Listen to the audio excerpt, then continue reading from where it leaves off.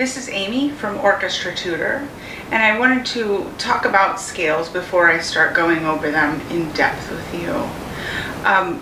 If you're wondering why on earth am I doing all of these scales, why is my orchestra director making me test over scales and learn them in class and do them every day, I'm going to give you 4 reasons why you should definitely practice scales. Reason number 1, it's the basis for all of your music. If you look at any of the music that your orchestra director has given you, you will see notes all in a row going up, notes all in a row going down. Sometimes there will be skips. A lot of times these are arpeggios, where you're skipping from the first note of a scale to the third note of a scale to the fifth note of a scale, back to the first note. This is the basis for all of the music that you end up having to play in your orchestra class. So if you know your scales really well, you'll be able to play those pieces in your class really well very quickly.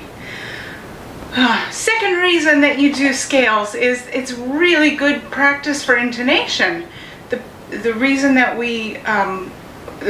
one of the things that we have to do as violinists is we have to play in tune all the time.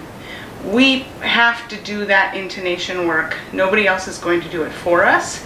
And if we know what a scale sounds like really well, then we can master intonation or get really close to it and play in tune with all of our friends and play in tune by ourselves. And the third thing that you do, the third reason that you practice scales is that it's really good for practicing your hand frame, and this goes back to intonation. So a hand frame is where the half steps and whole steps are while you're playing. Are you playing a whole step? Fingers are apart. Are you playing a half step? Fingers are together. Sorry, cellos and basses. Their half steps and whole steps are much bigger than violin and violas.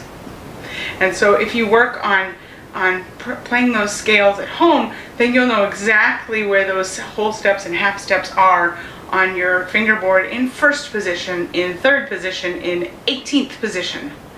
The last thing, and oftentimes the thing that, the fourth reason that people forget about is actually your right hand, your bow practice.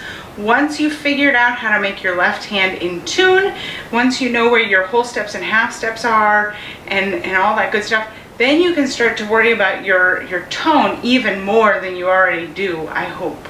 So you can really pull full bows. Am I getting all the way from the tip to the frog?